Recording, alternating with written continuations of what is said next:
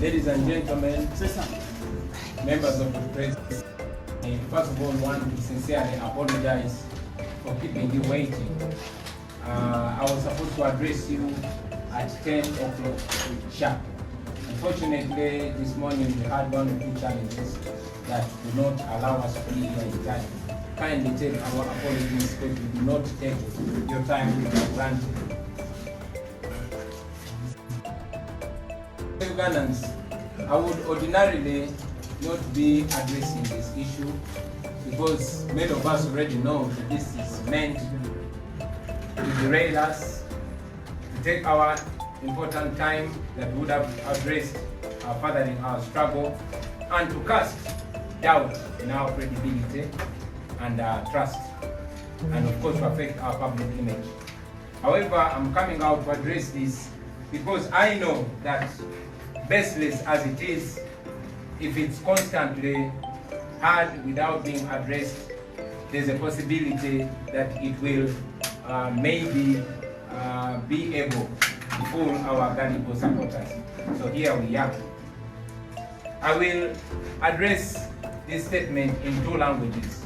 First in English and also in Buganda. Thereafter, we shall entertain some questions. Let me begin by giving a background.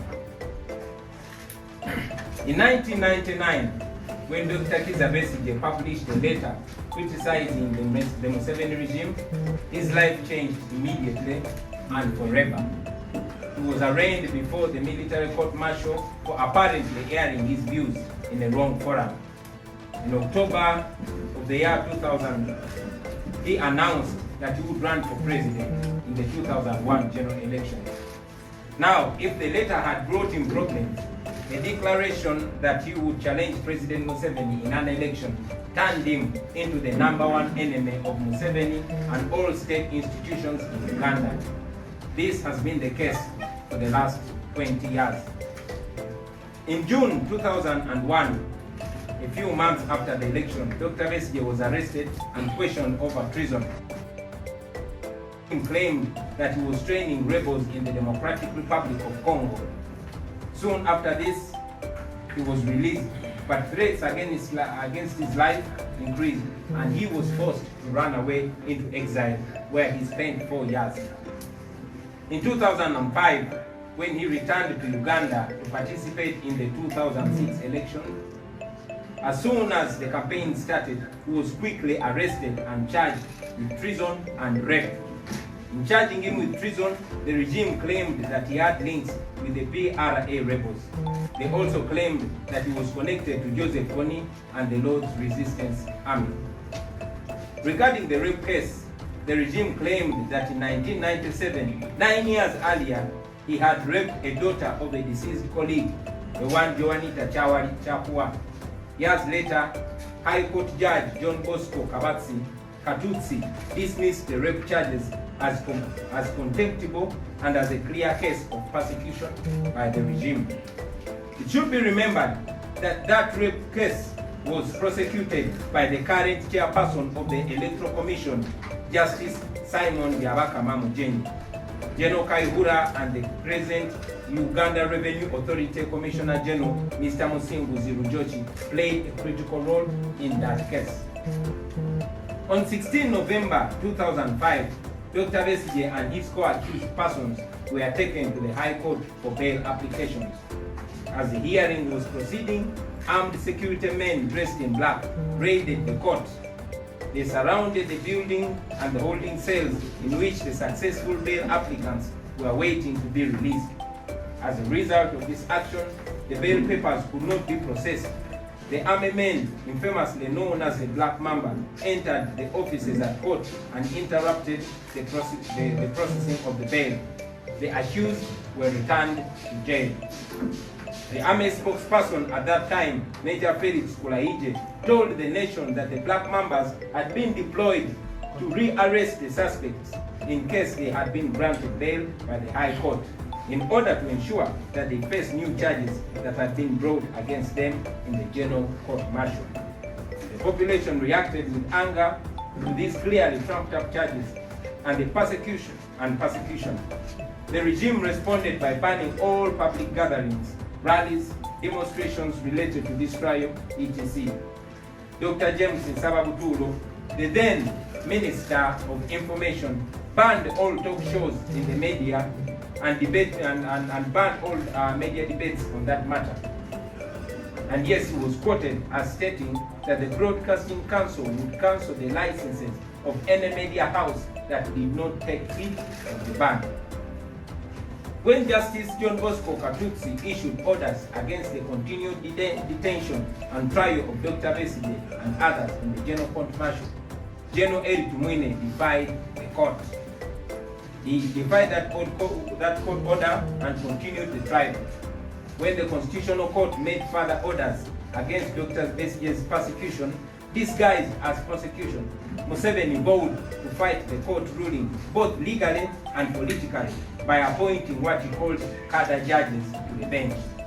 Dr. Besigye would end up being nominated for the 2006 presidential election in jail. Since then, the trials and tribulations of Dr. Besigye, and indeed all those who fought alongside him, have been long and unending. He has since lost count of the numbers that he has been arrested and detained illegally. All of the charges that have been put on him, he has never been convicted with even one. In 2007, his brother Joseph Musasi Zichifefe died under unclear circumstances after spending several years in jail, having been charged with treason and many other charges. Many other Ugandans lost lives in hundreds, if not thousands, as a result of the struggles for freedom and democracy championed by Dr. Kizza Besigye and his fellow strugglers. Indeed, the husband of our Deputy President in the National Unity Platform, our Deputy President in charge of Northern Uganda, Mr. Roxen Zedriga, has been missing for 20 years now. In February 2006, the state lined up one Mr. Moses Kizige, a member of parliament for Bugabula County and a former presidential advisor, to petition against Dr. Besigye's academic credentials. The petitioner claimed that Dr. Besigye, who was Museveni's qualified personal doctor in the bush, they claimed that he had used another person's marks to join Kitante Senior Secondary School in 1969. When Museveni is fighting his opponents, ladies and gentlemen, he stoops to any level and deploys every tool available for him. Unbelievably, the regime mobilized people from Dr. Besigye's village to come and claim that indeed he had used another person's academic documents 37 years earlier. As usual, the intention of the regime is not that such ridiculous moves will succeed. No. The intention of Museveni is usually to distract his challengers and keep them busy answering very nonsensical questions, to keep them busy in the courts of law, and of course, to embarrass them. Another case in point, ladies and gentlemen, which is related to what is happening now, is that in December 2004, when the Forum for Democratic Change first attempted to register as a political party, the state sponsored some individuals and other parties to ferociously fight against the registration of FDC. Various petitioners claimed that FDC was a rebel group, and they went ahead to challenge its slogan, its name, its symbols as being linked to rebel groups. Years later, a case would be filed in court seeking orders to block FDC from nominating candidates. Fellow Ugandans, I have labored to give this history first and foremost for the benefit of some of our brothers and sisters who were too young to follow these events. Let them know the history of their country. I invite them to read a book by Dr. Olive Kobusinje, known as The Correct Line, and to also read Daniel Karinaki's book, Kizza Besigye and Uganda's Unfinished Revolution. They will understand the character and nature of Yoweri Museveni, the man who has ruled over our nation for the last 35 years.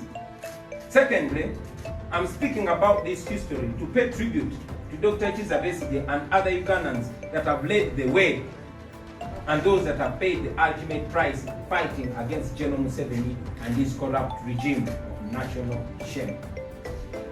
As I've consistently said, ladies and gentlemen, we must never forget the incredible sacrifices made by those that came before us.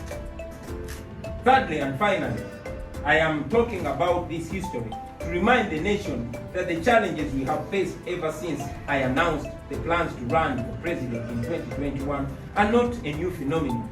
They are in fact a pattern of repression and suppression against anyone who has dared to rise up against the regime. That is how Museveni fights, like all cowards. The first attempt of the dictators throughout history is normally to bribe and co-opt their opponents. They rely on intimidation and violence to suppress the voices of dissent against them. If God grants me the opportunity in future, I will give details of how many people the regime has sent to me in the space of 1 week, just after I won the Chadondo East elections, to give me part of the stolen billions in order to silence me.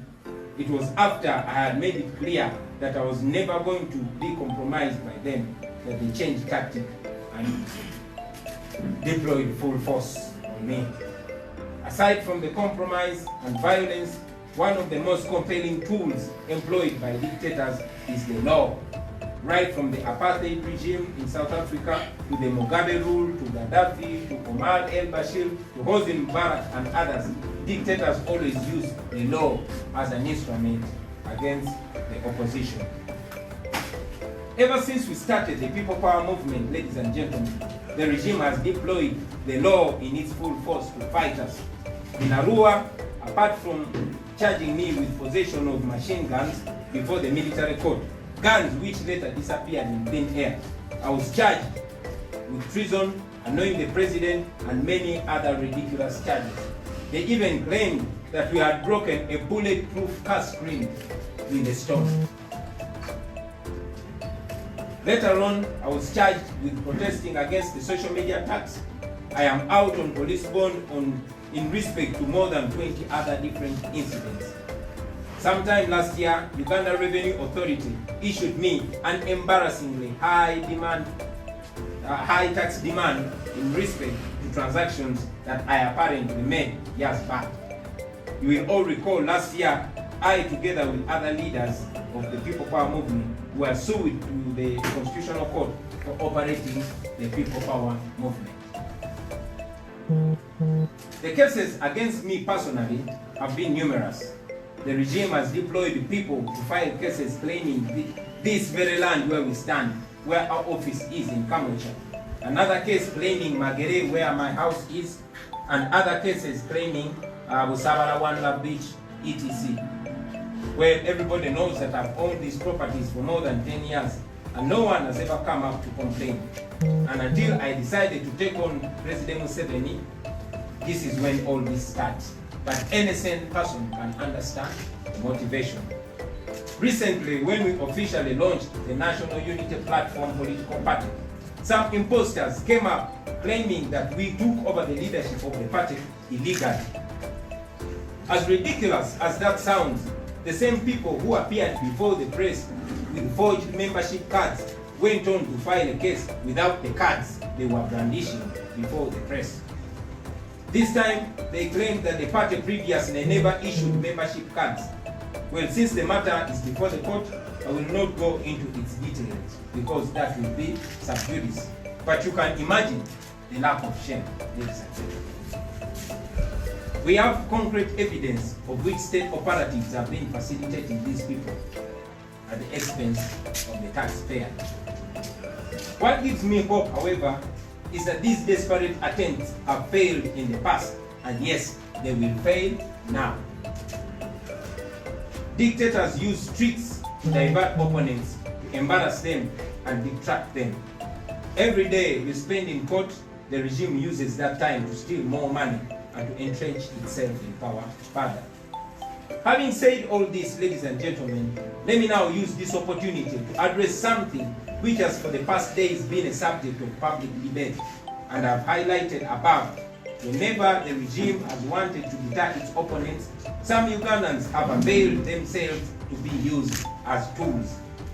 For Dr. Besigye, it was the Chakwas, the Chiziges, the Gilbert Arinetwes, the Abakamas, etc. For me, you see them already, and the list is still growing. When I first ran in Chadondo East, you all remember how the regime and its sympathizers did everything to attack my morality. Well, too bad for them, it did not stick, but they have never given up. Now they are seemingly challenging my credentials and desperately trying to cast doubt and portray me as dishonest. To be clear, ladies and gentlemen, in a functioning democracy, leaders should be put on spot and called to question. No leader should be above scrutiny, and in fact, our struggle is meant to promote a culture of accountability by leaders at all levels. But from the pattern I've explained above, this is no quest for accountability. This is witch hunt. What Museveni has mastered is the art of deploying tools to help him in the witch hunt of his opponents. I've lived most of my life in the camera, in the public eye. There's nothing I've not spoken about publicly, including the question of my age and my academics. Now, in public interest, let me yet again set record straight regarding my academic credentials and my age. Are you ready? 1. I was born on the 12th of February 1982, and that was in Nkozi. My brother Julius Warakira, who is wearing shades on the side, who I follow, same mother, same father, was born on the 23rd of October 1979, according to all his official records. There is no way I would be born on the 12th of February 1980, only 3.5 months after the birth of my elder brother from the same woman. I started school in 1986 at St. Mary Goretti Nursery School in Kamocha, right behind this building. For P1,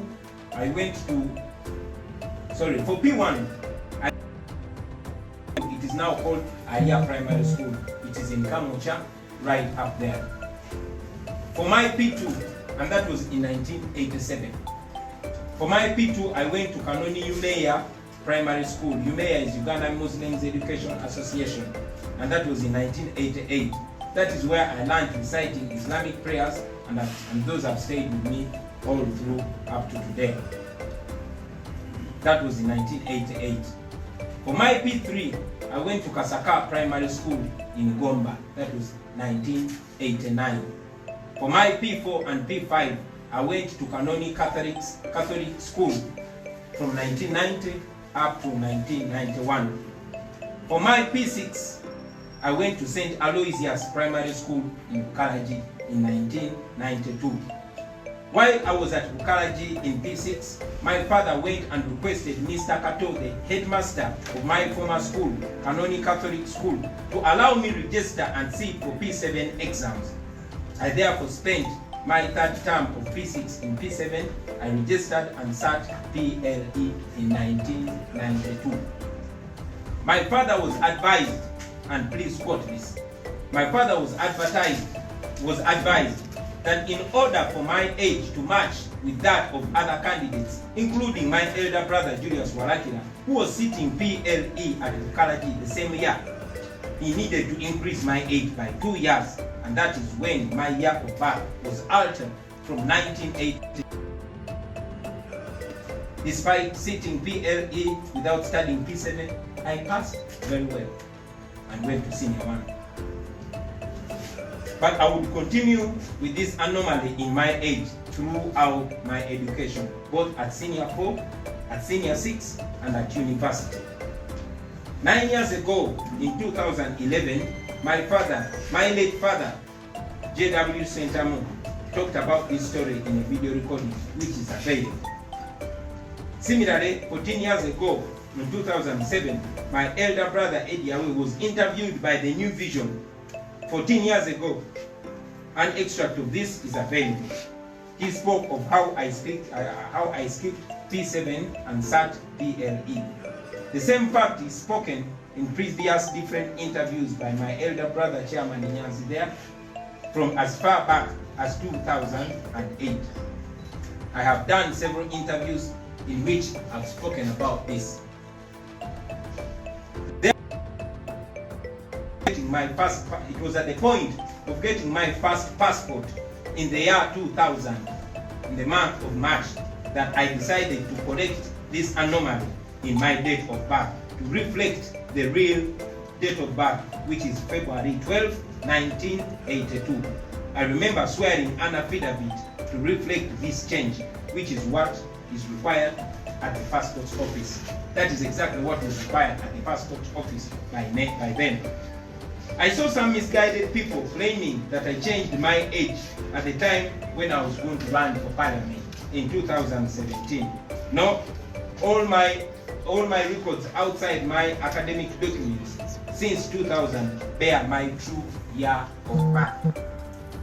Regarding the arrangement and spelling error of my names, I swore a statutory declaration in 2017 as required by law and filed this accordingly.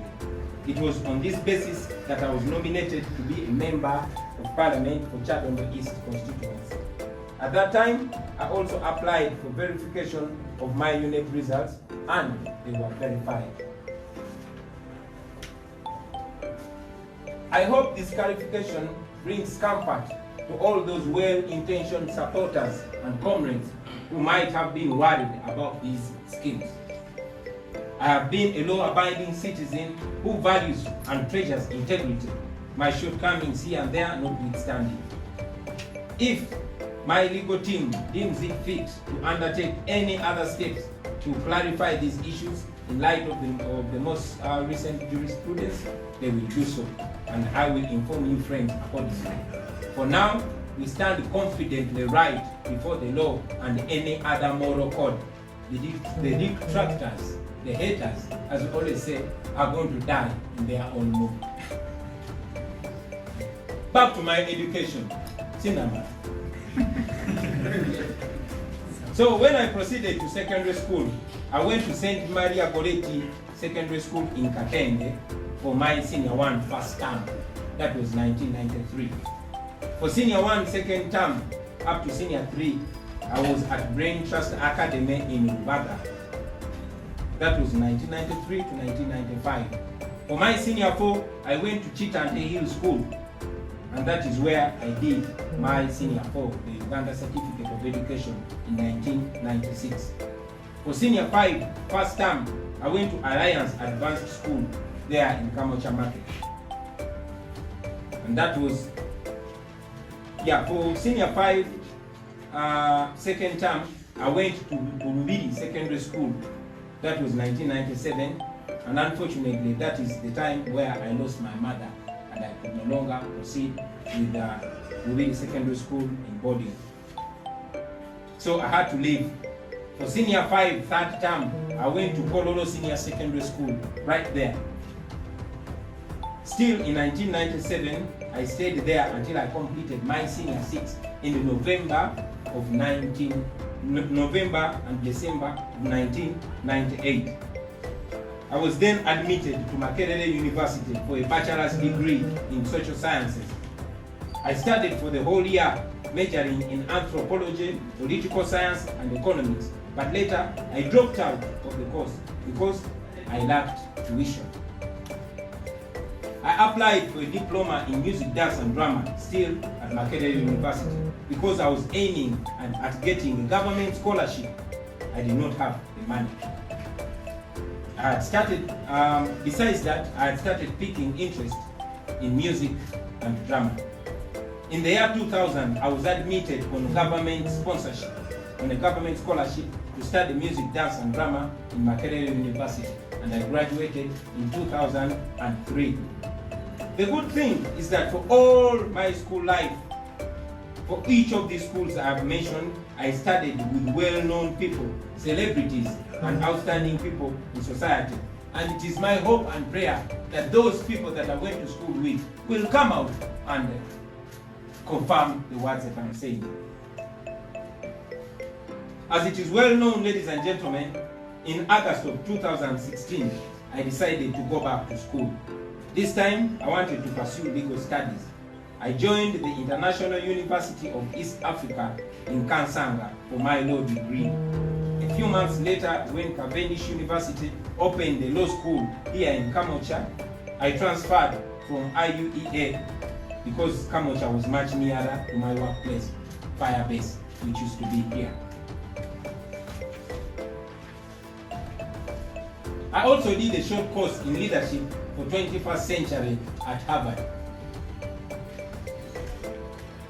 I'm currently enrolled at the Southern New Hampshire University for further studies.